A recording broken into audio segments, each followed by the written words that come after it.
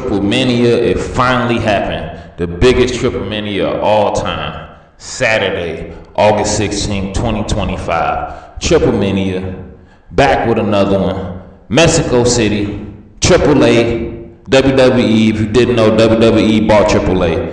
Let's just get right into it, man. They had some type of Mexican extravaganza, Royal Rumble, Battle Royal. I don't know. I think it was like 14, 15 people. How many people was it? I think it was 15. Something like that. It was a really good Royal Rumble, man. A little Battle Royal, whatever you want to call it. I was rocking with it. It had a lot of surprises. They had all kind of people, luchadors. They had a big gay dude came up in there. There was all kind of wild stuff going on. Otis showed up, and then the one and only out of nowhere, the biggest surprise of the night, in my opinion. The biggest surprise. No one was thinking this was gonna happen, man. Who came out? Omos. Big Omos, the big African man. If you don't know, man, he came there and he shut down the whole arena, man. He was beating ass, choke slamming people, smacking them around, throwing them around like toys, man. He was going crazy with it. It was another surprise they had too, though. It was like who was the little midget dude? Micro Man. I mean the little small guy, the small fella. He is not the M word. The small fella, Micro Man. Yeah, Micro Man. He was putting in some work, man. Micro Man was getting his slaps and his kicks in. He was doing this thing too. Did he get a chance to eliminate anybody? Otis helped him. Yeah, Otis helped him. I'm not gonna get all into what Otis did, man, but I lost a lot of respect for Otis, man. I will not be picking him no more in 2K25. That's a fact. But past that, man, it was a really good match. A lot of surprises. Omos came out there. They tried to jump him. They tried to do this and that, man. But Omos took over, did his thing, and he got the win easily. The last two people left was Omos and I think it was La Parker. Y'all, the legendary La Parker.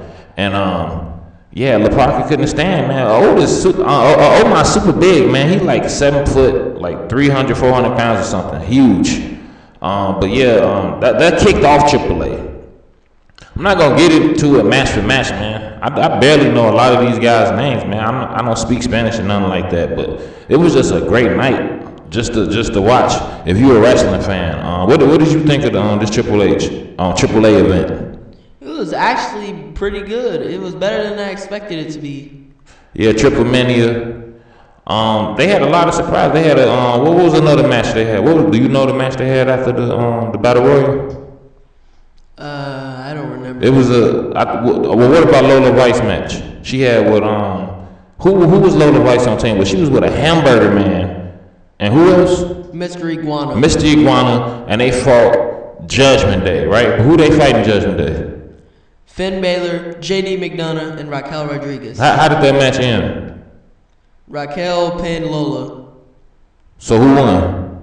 Judgment Day. Judgment Day won. Judgment Day beat Lola Vice, the Iguana Man, and the Fat Hamburger Man. The Hamburger dude is like 3'5", man. He was not big at all, but he had a lot of weight on him. They had a couple of other matches too that night. They had what was it, La Fantasma? Tag team champions. They fought a bunch of clowns. The clown crew. I forgot what they called them, but they went at it and they lost their belts. Them belts finally back on AAA. Them belts finally back on AAA. They lost. So the Escobar dude, what's the dude's name? Santos Escobar. He can't be bragging no more. The La Fantasma, they lost them belts.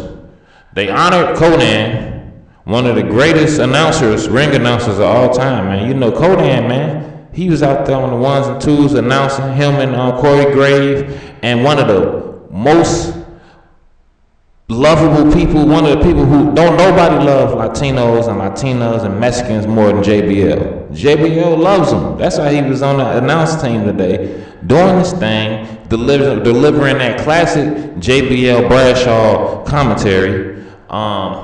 It was just doing their thing, man. But yeah, Rey Mysterio honored Conan. If y'all don't know Conan, he been out since forever, man. He was one of my first favorite Mexican wrestlers out there doing this thing. I remember he was in the NWO or something like that too back in the day.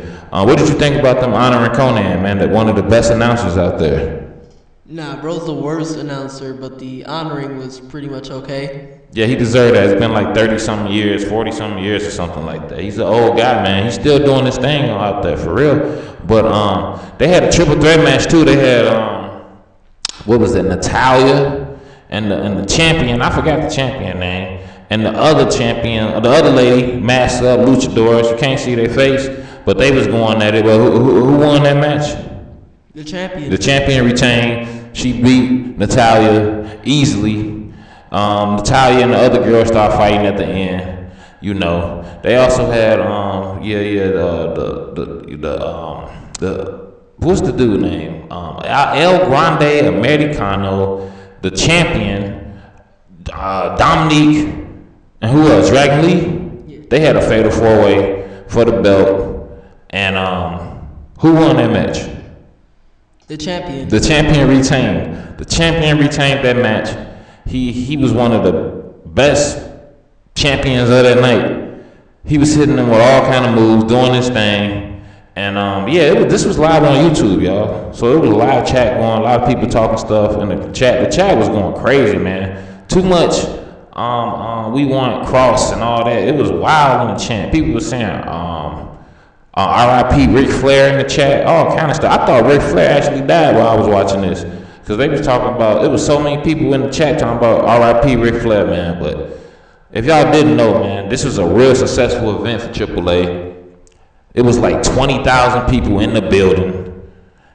I think September 9th, if it's not September 9th, it's around September 9th. Next month, they doing another Worlds Collide this year. Another Worlds Collide, because Worlds Collide was so successful, and now this TripleMania was so successful, the biggest TripleMania of all time. They finna do another Worlds Collide, man. What you think about that?